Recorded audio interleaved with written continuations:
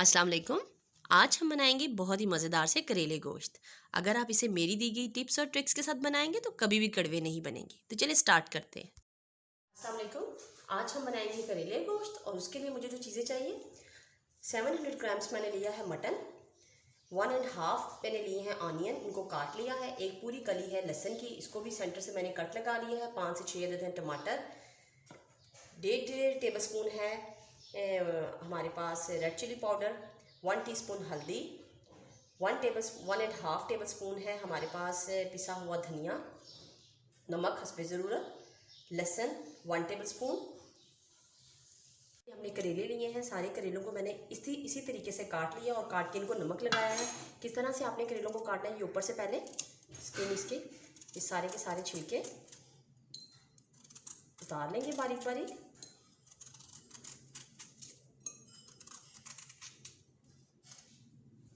ये मैंने करेलों को ऊपर से सारे छिलके उतार दिए हैं। अब आपने इसके सेंटर से कट लगाना है और इसके सारे सीड्स ये हम निकाल लेंगे। ये सारे सीड निकाल लेंगे। फिर इनको आपने बारीक बारीक से इस तरह से काट लेना है। काटने के बाद जिस तरह मैंने इसी तरीके से मैंने सारे के सारे करेले काट लिए हैं और इनको नमक लगाकर तकरीबन 20 से 25 मिनट के लिए रख देंगे ताकि इनकी कड़वाहट जो है वो ख़त्म हो जाए। ये सारे करेलों को मैंने अच्छी तरह से नमक लगा दिया और नमक लगाने के बाद इसको अच्छी तरह से आप इस तरह से मलेंगे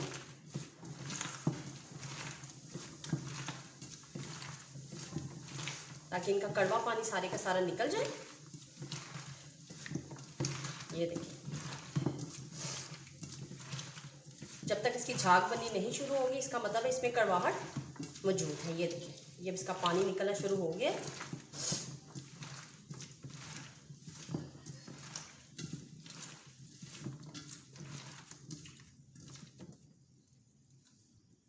करेलों को मैंने अच्छी तरह से मल लिया। ये देखिए इसका कितना पानी निकलना, ये देखिए। अब तकरीबन इसको 20 मिनट के लिए इसी तरह छोड़ देंगे और इसकी और भी पानी जो इसकी कड़वाहट होगी वो निकल जाएगी और फिर इसको अच्छी तरह से वॉश करेंगे और वॉश करने के बाद इसको निचोड़ के फिर हम फ्राई करेंगे। सबसे पहले प्रेशर कुकर में हम डालेंगे मटन को, ये प्याज और लहसुन,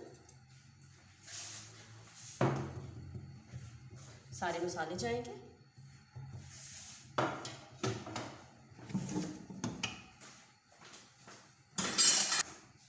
इनको मिक्स करेंगे और तकरीबन 10 मिनट के लिए इसको प्रेशर लगाएंगे। अभी इसमें टमाटर भी ऐड नहीं होगा, ना ही अदरक। करेलों को मैंने आपको मल के दिखाया था कि किस तरह से हमने उसे नमक लगाना है और इस तरह से हमने मलना है। अब मैंने इसको 5 से 6 बार पानी से धो लिया है। यहाँ पे आप करेलों को जब धोने के बाद अच्छी तरह से फ्राई करने से पहले उन्हें अच्छी तरह से ऐसे निचोड़ेंगे। इस तरह ट्रे में सारे के सारे करेलों को हम इसी तरह निचोड़ते जाएंगे और इसमें डाल देंगे। यहाँ मैंने लिया है एक दरमियानी साइज का प्याज, ये ऑप्शनल है। अगर आप करेलों में पसंद करते हैं तो प्याज को भी करेलों के साथ ही हम करेलों को फ्राई करेंगे और उसके एंड में हम प्याज भी एक मिक्स करेंगे। ऑप्शनल है, अगर आप डालना चाहें तो डाल सकते हैं। मटन हमारा तकरीबन गल चुका है। अब मैं इसके अंदर डालूंगी तकरीबन 1 कप के करीब, 1 कप से थोड़ा सा कम ऑयल और यहाँ पे इसकी थोड़ी सी भुनाई करेंगे। यहाँ पे मैं इसमें ऐड करूँगी अदरक,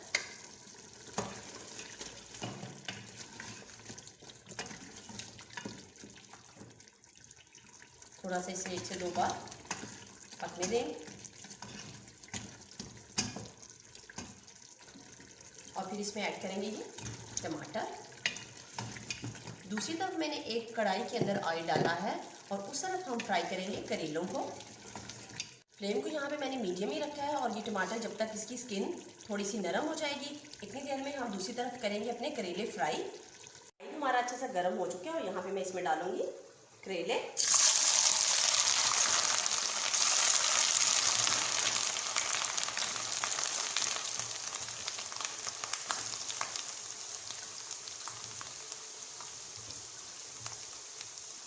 मीडियम फ्लेम पे रखेंगे और इनको फ्राई करेंगे। यहाँ पे हम टमाटरों की सारी स्किन जो अलग हो गया वो उतार लेंगे। यहाँ पे मैंने चम्मच की मदद से ही सारे टमाटरों को अच्छी तरह से मिक्स कर लिया है और जो रह रहे हैं उनको इसी तरह से चम्मच की मदद से ही ऐसे मिक्स कर लें।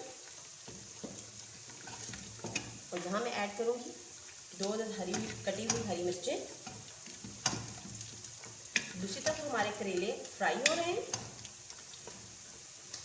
यहाँ फ्लेम को थोड़ा मीडियम ही रखेंगे, हाई नहीं अभी करना।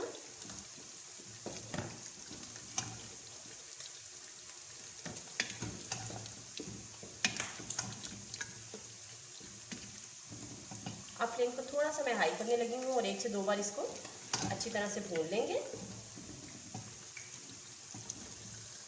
हमारे फ्राई हो चुके हैं मुकम्मल तौर पे और अब मैं इसमें ऐड करूँगी ये प्याज और हरी मिर्च। 4 अदद मैंने हरी मिर्ची इनको बारीक से काट ली।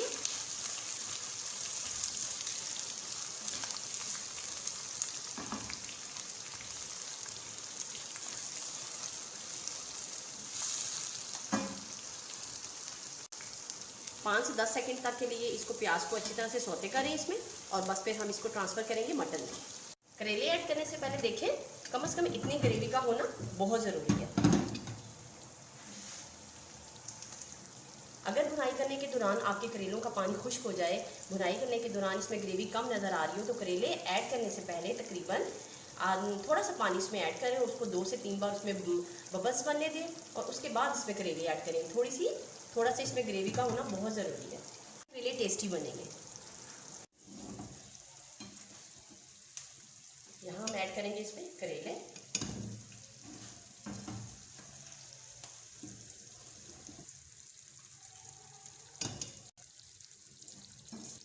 सब इसको मिक्स करेंगे।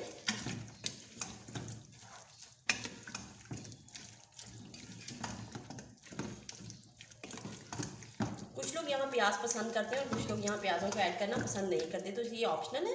मैंने इसको ऑप्शनल रखा है, मुझे अच्छे लगते हैं इसलिए मैंने ऐड की हैं। इसको अब हम 5 मिनट के लिए लो फ्लेम पे ढक के रख देंगे। मज़ेदार से करेले गोश्त हमारे कुक हो चुके हैं। अब मैं इसको डिश आउट करूँगी। करेले गोश्त तैयार हो चुके हैं। अगर आपको इसकी रेसिपी पसंद आई हो तो लाइक ज़रूर कीजिए और चैनल को सब्सक्राइब कीजिए। अल्लाह हाफिज़।